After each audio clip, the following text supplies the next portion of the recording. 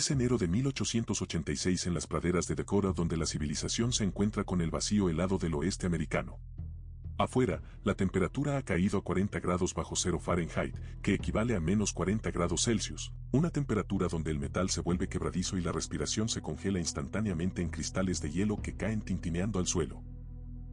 El viento no es simplemente aire en movimiento, es un depredador consciente arañando el marco de la puerta con dedos invisibles, probando cada grieta y fisura en busca de debilidad, buscando cualquier entrada para colarse dentro y robar el calor vital de los cuerpos humanos que se aferran desesperadamente a la vida en esta cabaña aislada. Adentro, el fuego en el hogar de piedra emite un resplandor rojo opaco que apenas ilumina las caras tensas de la familia reunida alrededor de él. Cada tronco es contado meticulosamente como si fueran monedas de oro. Cada brasa es vigilada celosamente como un tesoro irreemplazable.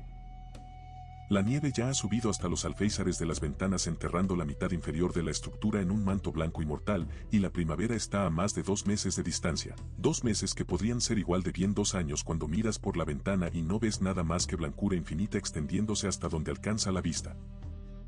En el oeste americano de los 1800, el verano era una carrera desesperada contra el tiempo para prepararse porque el invierno estaba viniendo inexorablemente como la marea, y el invierno aquí afuera no era un visitante gentil que traía nieve pintoresca y chocolates calientes junto a una chimenea acogedora.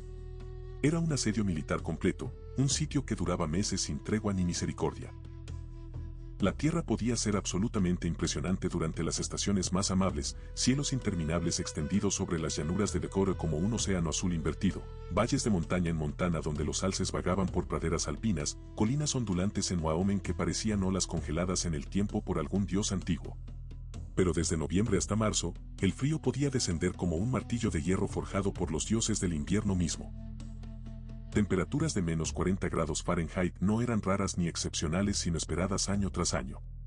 Los vientos alcanzaban 60 millas por hora convirtiendo cada copo de nieve en un proyectil que cortaba la piel expuesta como miles de cuchillos minúsculos.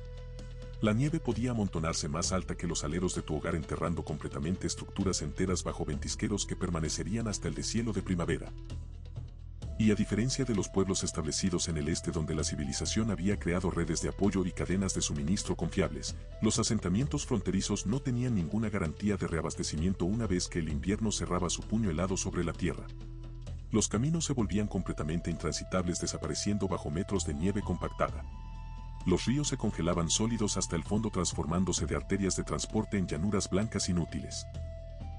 Una ventisca podía aislar a una familia durante semanas consecutivas sin ningún contacto con el mundo exterior, sin ninguna forma de saber si sus vecinos a solo 5 millas de distancia estaban vivos o muertos congelados en sus camas. Sin embargo, miles de familias completas con abuelos, padres, hijos pequeños, agricultores trabajadores, ganaderos resistentes, tramperos solitarios, colonos idealistas, no solo aguantaron estos inviernos mortales sino que construyeron sus vidas enteras alrededor de ellos con una tenacidad que desafía la comprensión moderna. La supervivencia se reducía a 5 elementos esenciales que debían dominarse completamente o enfrentar la muerte por congelación. Un refugio cálido que pudiera resistir meses de asalto invernal. Una fuente confiable de calor que no fallara en el momento más crítico. Ropa que pudiera luchar contra el frío en lugar de simplemente cubrirse de él. Comida que duraría toda la temporada sin echarse a perder. Y la protección de sus animales de granja que eran tan esenciales para la supervivencia como cualquier otro elemento. En esta historia exhaustiva, entraremos completamente en su mundo olvidado, veremos exactamente cómo lo hicieron con detalles que te harán apreciar cada comodidad moderna que das por sentado. En la frontera brutal donde la supervivencia dependía de cada decisión, construías con lo que tenías disponible en el paisaje inmediato, y construías para supervivencia primero con la estética siendo una preocupación distante y secundaria. En regiones boscosas donde los árboles crecían densos y altos, las cabañas de troncos eran la elección más común y práctica. Los colonos talaban pino, abeto o álamo con hachas amplias que pesaban 10 libras y requerían brazos fuertes para blandir durante horas, y daban forma a los troncos con hachas anchas que arrancaban astillas largas con cada golpe poderoso. Cada tronco era tallado con muescas en los extremos con precisión milimétrica para que se encajara en el siguiente como piezas de rompecabezas vivientes, formando esquinas apretadas que eran el sello de un constructor experimentado que sabía que su vida dependía de la calidad de su trabajo. Entre los troncos apilados, los espacios inevitables eran rellenados con chinqui. En G, una mezcla cuidadosamente formulada de arcilla pegajosa, barro espeso, paja cortada en trozos de 2 pulgadas, y a veces musgo húmedo o pelo de animal que actuaba como refuerzo fibroso similar al concreto moderno reforzado con acero. Esto mantenía el viento de silbar a través de las grietas como fantasmas aullantes, pero una cabaña rara vez era hermética sin importar cuán hábil fuera el constructor. En enero, cuando el frío era más feroz, aún podrías sentir una corriente de aire delgada contra tu mejilla si te parabas cerca de la pared exterior incluso con todo el chinquín intacto. Para combatir esas corrientes de aire persistentes que robaban calor precioso, algunas familias colgaban colchas pesadas hechas a mano o pieles de búfalo completas a lo largo del interior de las paredes, convirtiendo las superficies duras de madera en barreras suaves y aisladas que atrapaban una capa de aire quieto entre la piel y la pared. Las pieles despedían un olor almizclado débil pero distintivo, un recordatorio constante de que el calor a veces venía con el aroma de la caza exitosa y la muerte del animal que dio su piel para mantener viva a tu familia. En las praderas sin árboles donde el horizonte se extendía interminablemente sin un solo tronco para cortar, los colonos tenían que improvisar con ingenio nacido de pura necesidad. Las casas de césped, llamadas odies por los colonos que las construyeron con sus propias manos sangrantes, se construían con losas gruesas de césped de pradera cortadas con una pala especialmente diseñada que podía rebanar a través de las raíces entrelazadas. Las raíces de las hierbas de pradera, algunas creciendo hasta 6 pies de profundidad en el suelo rico, mantenían la tierra unida creando bloques naturales que podían apilarse en paredes de 2 pies de grosor que proporcionaban aislamiento masivo.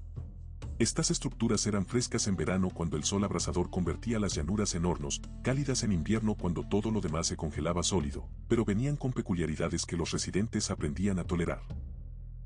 Después de lluvia intensa o de cielo de nieve cuando el agua saturaba el suelo, la humedad podía filtrarse a través de las paredes haciendo que el interior se sintiera húmedo y frío a pesar del fuego ardiendo en el hogar. A veces, brotes verdes brotaban de las paredes interiores en primavera cuando las semillas latentes enterradas en el césped recibían suficiente humedad y luz, creando la extraña vista de hierba creciendo dentro de tu sala de estar. Luego estaban los dugouts, refugios construidos directamente en el costado de una colina o banco de arroyo donde la tierra misma se convertía en 3 de las 4 paredes. Estos eran baratos requiriendo solo palas y tiempo en lugar de materiales costosos, rápidos de construir en solo unos días de trabajo duro, y notablemente cálidos gracias al poder aislante de varios pies de tierra compactada que rodeaba la estructura en 3 lados. La desventaja que mantenía a muchos colonos en cabañas de superficie a pesar del trabajo adicional era que los dugouts eran oscuros como cuevas incluso al mediodía requiriendo lámparas de aceite costosas para cualquier tarea, a veces húmedos con agua filtrándose a través del techo de tierra y propensos a visitantes de insectos que encontraban las paredes de tierra un hábitat perfecto. Pero en el corazón del invierno cuando el termómetro caía a territorios mortales, la temperatura constante de un dugout podía significar la diferencia entre temblar miserablemente toda la noche y dormir profundamente con comodidad relativa. Un hogar bien construido era solo el primer paso crítico en una larga cadena de supervivencia. Sin calor sostenido durante toda la noche, era solo una caja fría en medio de la nieve, una tumba ligeramente más cómoda que morir afuera en la tormenta.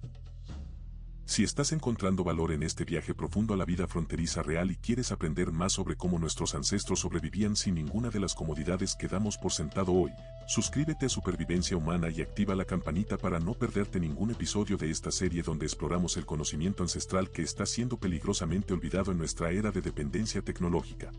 Ahora descubramos los secretos de calefacción que separaban a las familias que sobrevivían de aquellas que perecían congeladas.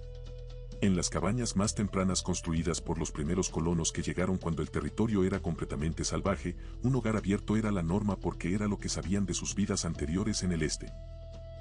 Un hogar de piedra o ladrillo podía arrojar calor agradable si te sentabas lo suficientemente cerca como para que tu cara se enrojeciera y tu piel se secara, pero el calor se desvanecía rápidamente mientras más te alejabas del fuego, y mucho de él escapaba directamente por la chimenea hacia el cielo nocturno donde no servía ningún propósito útil excepto calentar las estrellas indiferentes sobre ti. Para mediados o finales de los 1800 cuando la fabricación industrial comenzó a llegar al oeste, las estufas de hierro fundido se convirtieron en una mejora atesorada que las familias ahorraban durante años para comprar. Pesadas tanto que requerían 4 hombres fuertes para moverlas, negras con ese negro profundo que solo el hierro fundido logra, y rechonchas con sus cuerpos voluminosos diseñados para máxima masa térmica, estas estufas podían retener calor durante horas una vez que se cargaban con madera o carbón de alta calidad. También servían doble función como superficies de cocina con placas removibles en la parte superior donde las ollas podían sentarse directamente sobre las llamas para hervir agua o cocinar guisos a fuego lento. Una buena estufa era a menudo la cosa más cara en un hogar fronterizo, a veces costando más que todos los demás muebles combinados incluyendo las camas, mesas y sillas talladas a mano. El combustible era literalmente vida condensada en forma de madera o estiércol seco. En país maderero donde los bosques se extendían hasta donde alcanzaba la vista, las familias pasaban todo el verano y otoño talando árboles con sierras de dos hombres que requería sincronización perfecta, partiendo troncos con cuñas y mazos que hacían eco a través de los valles, y apilándolos en montones ordenados para sazonar bajo el sol que secaba gradualmente la humedad de la madera haciéndola arder más caliente y más limpia. En las llanuras abiertas donde la madera era escasa como el agua en el desierto, las fichas de búfalo, estiércol seco de bisonte que había sido procesado por el sol y el viento durante meses, eran recolectadas por cargas de carreta que podrían llenar una estructura entera del tamaño de un granero pequeño. Ardían caliente y limpio con sorprendentemente poco olor una vez que estaban completamente secos, aunque muchos colonos nunca se acostumbraron completamente a la idea de quemar excremento en sus hogares sin importar cuán práctico fuera. Cuando las manadas de búfalo disminuyeron dramáticamente debido a la caza excesiva que casi llevó a la especie a la extinción, la gente recurrió a manojos retorcidos de heno que ardían rápido pero caliente, tallos de maíz secos atados en haces del grosor de un brazo de hombre, o incluso girasoles secos que crecían salvajes en las praderas para alimentar la estufa durante las noches más frías. Para estirar cada caloría preciosa de calor el máximo posible, las habitaciones se cerraban en invierno con puertas selladas y ventanas cubiertas. Las familias podían vivir casi completamente en uno o dos espacios durante meses enteros sin aventurarse a otras partes de la casa, colgando colchas gruesas a través de los marcos de las puertas para crear barreras térmicas, y agrupando camas cerca del fuego para que el calor no tuviera que viajar lejos. Algunos incluso montaban carpas calentadoras dentro de la cabaña, pequeños recintos hechos de mantas alrededor de una cama para atrapar el calor corporal por la noche creando un microclima que podría ser 20 grados más cálido que el resto de la habitación fría. En las mañanas más frías cuando el fuego se había reducido a brasas durante la noche, la escarcha podría formarse en el interior de las paredes creando patrones delicados y brillantes que se derretían al tacto dejando rastros húmedos como lágrimas bajando por la madera. Y aquí está la primera gran victoria de esta historia de supervivencia humana contra probabilidades imposibles. Mientras que nosotros en el mundo moderno entramos en pánico cuando se va la electricidad por 2 horas y nuestros termostatos programables dejan de funcionar dejándonos incapaces de hacer algo más que llamar a la compañía eléctrica y quejarnos en redes sociales, estas familias fronterizas prosperaban durante meses enteros con nada más que madera, hierro y conocimiento transmitido de generación en generación. Esta no era supervivencia marginal raspando apenas por la vida. Estas eran familias que criaban hijos saludables, mantenían ganado próspero, y construyeron comunidades enteras en condiciones que matarían a la mayoría de las personas modernas en días. Esta victoria del ingenio humano y la preparación meticulosa sobre el adversario implacable del invierno fronterizo merece nuestro respeto profundo y estudio cuidadoso. Una vez que salías afuera donde el viento te golpeaba como un puño físico, la ropa se convertía en tu refugio móvil. Y en el oeste, no era la moda lo que importaba sino la función pura sin adornos. La lana era el estándar de oro absoluto para cualquier cosa que tocara tu piel. Gruesa con fibras que se entrelazaban naturalmente, densa con aire atrapado entre cada hebra individual, y capaz de aislar incluso cuando estaba húmeda por sudor o nieve derretida a diferencia del algodón que se volvía mortal cuando se mojaba. La lana se usaba para calcetines que podían tener media pulgada de grosor, mitones que convertían tus manos en bolas inútiles pero calientes, abrigos que pesaban 20 libras cuando estaban completamente secos, y mantas que podrían mantener a una persona viva durante una noche al aire libre si no había otra opción. Las familias que podían mantener ovejas hilaban su propio hilo durante los largos meses de invierno, tejiendo prendas cálidas a la luz de lámparas durante las largas noches cuando no había nada más que hacer excepto mantener vivo el fuego y mantener ocupadas las manos. La piel era igualmente preciada como el oro o la plata. Las mantas de búfalo, pieles pesadas y desgreñadas de animales que podían pesar 1000 libras vivos, servían como abrigos y ropa de cama simultáneamente.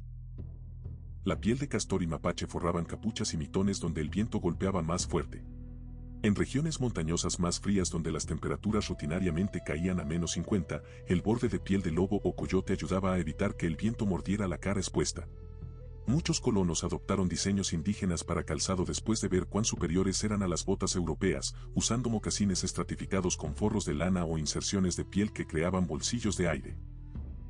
Estos eran ligeros permitiendo movimiento natural, flexibles adaptándose a cada paso, y más cálidos que botas de cuero rígidas en nieve profunda donde la flexibilidad significaba menos puntos de presión donde el frío podía entrar. El sistema de capas era la clave absoluta para la supervivencia cuando salías. Un hombre podría usar ropa interior larga de lana pesada, una camisa de franela con mangas hasta las muñecas, un chaleco de lana que agregaba una capa más alrededor del núcleo vital, y un abrigo de piel de búfalo sobre todo eso que lo hacía parecer el doble de su tamaño real. Las mujeres se estratificaban en aguas y faldas creando capas de aire atrapado, luego se envolvían en chales pesados o capas acolchadas hechas a mano. Los niños eran empaquetados hasta que apenas podían moverse con brazos sobresaliendo rígidamente a los lados, bufandas enrolladas tan alto que solo sus ojos asomaban como pequeños animales escondidos en madrigueras, mitones atados juntos con cuerda para que no se perdieran en los ventisqueros de nieve que podrían enterrar un objeto caído en segundos. Adentro, la ropa a menudo se colgaba cerca del fuego durante la noche para secar el sudor congelado o la nieve derretida, el olor de humo de madera aferrándose a cada fibra, un aroma que cada colono llevaba a través del invierno como una segunda piel invisible. La preparación de comida comenzaba en verano cuando la cosecha era abundante y continuaba sin cesar hasta que el primer invierno fuerte cerraba la ventana de preparación para siempre. Si te está fascinando esta inmersión en las realidades olvidadas de la vida fronteriza y quieres más historias sobre cómo la gente sobrevivía sin supermercados, refrigeración o delivery, dale like a este video y compártelo con alguien que aprecie que las comodidades modernas no siempre estuvieron aquí y podrían no estar aquí mañana si no valoramos el conocimiento de cómo vivir sin ellas. Ahora exploremos cómo estas familias almacenaban suficiente comida para sobrevivir meses de aislamiento total. En el corazón del invierno, cuando las carreteras desaparecían bajo metros de nieve compactada, no podías simplemente caminar al almacén más cercano. El puesto comercial más cercano podría estar a 20 millas de distancia y completamente enterrado en nieve, haciendo el viaje imposible sin riesgo de muerte por exposición. Si no habías guardado suficiente comida para finales de otoño cuando las últimas caravanas de suministro pasaban antes de que los caminos se cerraran, estabas en problemas serios que podrían terminar en inanición lenta o decisiones desesperadas sobre qué miembro de la familia comía primero. Los sótanos de raíces eran los refrigeradores de la frontera y eran ingeniería tan sofisticada como cualquier cosa en las ciudades del este. Excavados en una ladera para aprovechar el aislamiento natural de la tierra o hundidos en el suelo con paredes de piedra apilada, permanecían frescos pero no congelados durante todo el invierno debido a que las paredes de tierra mantenían una temperatura constante justo por encima del punto de congelación. Dentro, estantes de madera tosca estaban alineados con papas que podrían durar 6 meses y se mantenían secas, zanahorias dulces que mejoraban con el almacenamiento, chiribías blancas que se volvían más dulces después de una helada ligera. Los repollos podrían envolverse en papel periódico y apilarse en contenedores de madera donde la humedad podía escapar lentamente. La luz de la linterna cuando descendías las escaleras oscuras revelaba hileras de frascos de vidrio reluciente llenos con la abundancia del verano ahora preservada en almíbar y salmuera, duraznos flotando en jarabe espeso, frijoles encurtidos en vinagre, conservas de bayas selladas bajo cera derretida que creaba un sello hermético que duraba años si se hacía correctamente. La carne se preservaba con cuidado igual que las verduras porque representaba calorías concentradas que podían significar la diferencia entre simplemente sobrevivir y tener la fuerza para trabajar. Los jamones y costados de tocino eran ahumados durante días en cobertizos especiales hasta que la carne tomaba un color caoba profundo y el aire alrededor se volvía pesado con el aroma de nogal o madera de álamo que penetraba cada fibra. Otros salaban su carne empacándola en barriles de madera donde los cristales de sal extraían la humedad y mantenían la putrefacción a raya durante meses incluso sin refrigeración. En las noches más frías cuando el termómetro caía a territorios mortales, la estufa se convertía en el corazón del hogar en más formas que solo proporcionar calor vital. Una olla pesada de hierro fundido podría hervir a fuego lento con guiso espeso, venado o carne de res cazada en otoño, cebollas del sótano, zanahorias cortadas gruesas para que no se disolvieran en papillas sin sabor. Los bizcochos se horneaban en un horno holandés que se colocaba directamente en las brasas, el olor llenando la única habitación calentada y haciendo que las bocas se aguaran anticipando la comida que rompería la monotonía del frío constante. Nada se desperdiciaba nunca porque el desperdicio significaba hambre más adelante. Las migas de pan se convertían en albóndigas que espesaban sopas aguadas. La grasa desnatada de la carne hervida se guardaba para freír las papas del día siguiente. Incluso los pozos de café podrían hervirse 2 veces antes de ser alimentados al montón de compost o en tiempos muy difíciles secados y reutilizados una vez más hasta que ya no tenían sabor alguno. La comida no era solo combustible en el oscuro invierno profundo cuando los días eran cortos y las noches interminables. Era consuelo para el alma cansada, calor para el cuerpo frío, y un recordatorio de que la familia todavía estaba provista y no había caído aún en la desesperación. Para una familia fronteriza, los animales eran más que solo propiedad que podía venderse o intercambiarse. eran socios de supervivencia sin los cuales la vida en la frontera era prácticamente imposible. Los caballos jalaban trineos a través de nieve profunda y abrían senderos que de otro modo serían intransitables. Las vacas daban leche fresca, crema espesa que se podía convertir en mantequilla, y mantequilla que podía comerciarse por otros bienes esenciales. Las gallinas suministraban huevos frescos incluso en invierno si se mantenían lo suficientemente calientes y, en caso de necesidad, carne que podía hervirse para caldo nutritivo. Pero el ganado necesitaba cuidado constante incluso en condiciones de ventisca cuando salir del refugio humano significaba arriesgar la congelación. Los graneros se construían con techos bajos para atrapar el calor que ascendía de los cuerpos de los animales, y a menudo estaban apuntalados con paja o nieve amontonada contra las paredes exteriores para agregar aislamiento que podía marcar una diferencia de 20 grados entre el interior y el exterior. Dentro, los animales estaban acostados profundamente en paja fresca que se agregaba diariamente, su aliento humeante en la luz de la linterna cuando entrabas a alimentarlos. El olor era agudo y penetrante, una mezcla de heno dulce, estiércol acre, y el aroma cálido y almizclado de cuerpos vivos generando calor en el espacio cerrado. El agua era una lucha constante que nunca terminaba. Durante la noche, los cubos se congelaban sólidos hasta que eran bloques de hielo inútiles. Cada mañana, sin excepción, alguien tenía que picar el hielo de los abrevaderos con un hacha afilada o transportar agua tibia desde la casa en cubos pesados que entumecían tus manos incluso a través de guantes gruesos. El forraje tenía que racionarse cuidadosamente para que durara hasta la primavera cuando la hierba nueva finalmente comenzara a crecer nuevamente. Las ventiscas presentaban el mayor peligro para el ganado que podía perderse a solo 100 yardas del granero. En el infame invierno de 1886 a 87, conocido por los ganaderos como el Gran Daab que se convirtió en leyenda sombría, la nieve se amontonó tan alta que el ganado moría de hambre de pie completamente erguido, incapaz de escarbar a través de metros de nieve compacta hasta la hierba de abajo que estaba a solo pulgadas de alcance pero igual de inaccesible que si estuviera en otro continente. Ese desastre enseñó a muchos ganaderos a almacenar más heno del que pensaban que necesitarían y luego almacenar extra por si acaso porque estar preparado en exceso era infinitamente mejor que quedarse corto aunque sea por un solo día. Cada animal salvado a través del invierno significaba fuerza para la granja y la recuperación en primavera cuando había que arar y plantar. Cada uno perdido era un golpe devastador que podría tomar años recuperarse mientras reconstruías tus rebaños desde números reducidos. Estos métodos de supervivencia no solo mantenían a las personas vivas a través de las pruebas mortales del invierno. Dieron forma a comunidades enteras y crearon vínculos sociales que duraban generaciones. La vida fronteriza generaba cooperación porque la alternativa era muerte por aislamiento. Los vecinos podrían compartir una pila de leña cuando alguien se quedaba corto, prestar un trineo para transportar suministros, o intercambiar un costado de carne ahumada por un saco de harina cuando las reservas se desequilibraban. Si el granero de alguien colapsaba bajo el peso de la nieve como sucedía regularmente durante inviernos particularmente duros, todo el asentamiento aparecía para ayudar a reconstruir incluso si eso significaba trabajar en temperaturas bajo cero. Muchas técnicas de invierno fueron tomadas prestadas o adaptadas de pueblos indígenas que tenían siglos de experiencia con los extremos de la tierra y habían perfeccionado métodos de supervivencia a través de innumerables generaciones de prueba y error mortal. El diseño de mocasines que mantenía los pies calientes sin el peso de las botas europeas. El aislamiento de tipis con pieles que creaba refugios sorprendentemente cálidos. El uso de carne seca y pemmican que podía durar años sin refrigeración. Todas estas técnicas influenciaron las estrategias de supervivencia de los colonos que eran lo suficientemente sabios para aprender de aquellos que habían dominado esta tierra mucho antes de que llegaran. Los asentamientos a menudo surgían donde la supervivencia invernal era más factible, en valles protegidos con madera para combustible o cerca de ríos donde el hielo podía cortarse y almacenarse en casas de hielo aisladas con aserrín. El invierno daba forma a la migración determinando cuando la gente se mudaba, la plantación dictando qué cultivos crecerían en temporadas cortas de cultivo, e incluso los patrones de matrimonio ya que las personas buscaban construir alianzas que pudieran llevarlas a través de los largos meses de escasez cuando cada recurso era precioso.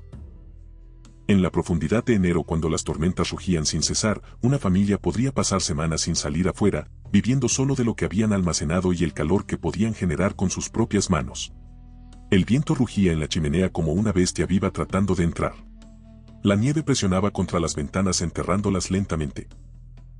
Adentro el mundo se reducía al círculo de luz del fuego, el raspado de una cuchara en una olla de guiso, el lento tic-tac del tiempo moviéndose hacia la primavera distante. El invierno en la frontera no era una postal romántica con nieve pintoresca y familias felices bebiendo chocolate caliente.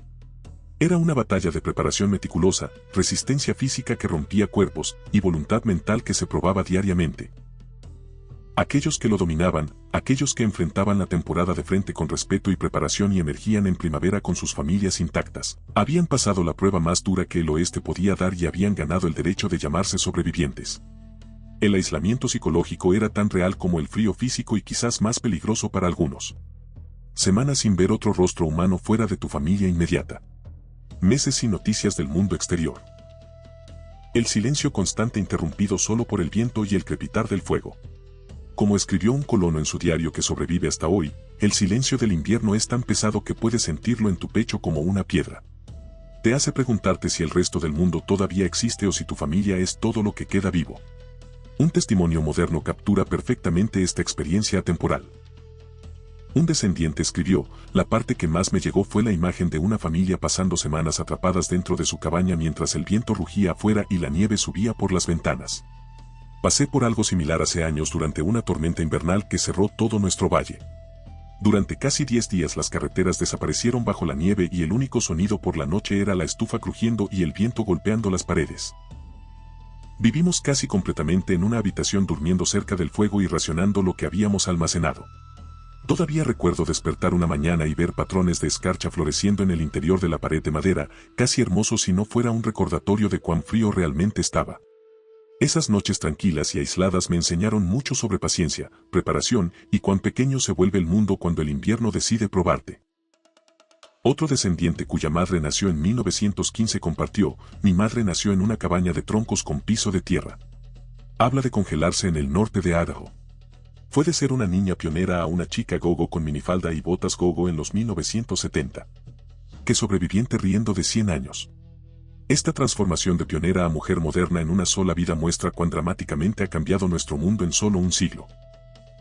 Los abuelos que sobrevivieron esos inviernos brutales vivieron para ver calefacción central, electricidad confiable y supermercados abiertos todo el año, cambios que habrían parecido magia imposible a sus padres. Y aquí está el contraste que deberíamos contemplar profundamente. Como un comentarista observó con aguda perspicacia, y hoy los baristas se derrumban llorando si tienen que trabajar 5 días a la semana durante 4 horas al día. Estamos totalmente jodidos. Aunque expresado crudamente, el punto es válido. No nos damos cuenta de cuán bien la tenemos realmente. Otro escribió simplemente, no nos damos cuenta de cuán bien la tenemos realmente resumiendo en 8 palabras lo que esta historia entera ilustra. Cada vez que te quejas porque tu calefacción tarda 5 minutos en calentar, recuerda familias que trabajaban durante horas manteniendo fuegos vivos. Cada vez que estés molesto porque tu comida delivery se retrasa, recuerda familias que pasaban meses comiendo del mismo sótano de raíces. Cada vez que consideres duro un día frío moderno, recuerda niños envueltos en capas hasta que apenas podían moverse, caminando millas a la escuela en nieve hasta la cintura. La humanidad y responsabilidad social también estaban en su punto máximo durante esos tiempos brutales, como un comentarista notó. El invierno durante esos tiempos era terriblemente duro, pero la humanidad y responsabilidad social estaban en su punto máximo. Cuando la supervivencia dependía de la cooperación, la gente cuidaba a sus vecinos de maneras que hemos perdido en gran medida. Los técnicos específicos también resuenan a través de generaciones. Mi abuelo nació en 1915, recuerdo las historias, norte del estado de Nueva York, efecto lago, ventiscas, en un pueblo pequeño muy pequeño. Mis abuelos solo tenían estufa de leña para calentar la casa. La habitación estaba cerca de 90 grados en invierno incluso cuando estaba a 20 grados afuera. También dormimos bajo 4 a 5 colchas pesadas sobre colchones de plumas de 4 pies de grosor.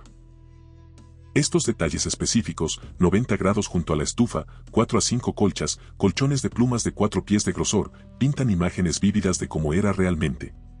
Algunos inviernos las familias desaparecían en la nieve invisibles durante semanas, viviendo completamente de lo que habían almacenado y el calor que podían hacer. El oeste los probó duramente con pruebas que romperían a la mayoría de las personas modernas en días. Pero para aquellos que resistieron a través de la preparación, ingenio y pura terquedad de negarse a rendirse, cada primavera no era solo un cambio de estación que traía clima más cálido y flores. Era prueba absoluta de que habían vencido el desafío más duro de la frontera y ganado el derecho de quedarse en esta tierra brutal pero hermosa. Habían enfrentado al invierno, ese asedio de meses sin tregua, y habían ganado por otro año. Sus hijos estaban vivos. Sus animales habían sobrevivido. Sus reservas habían durado.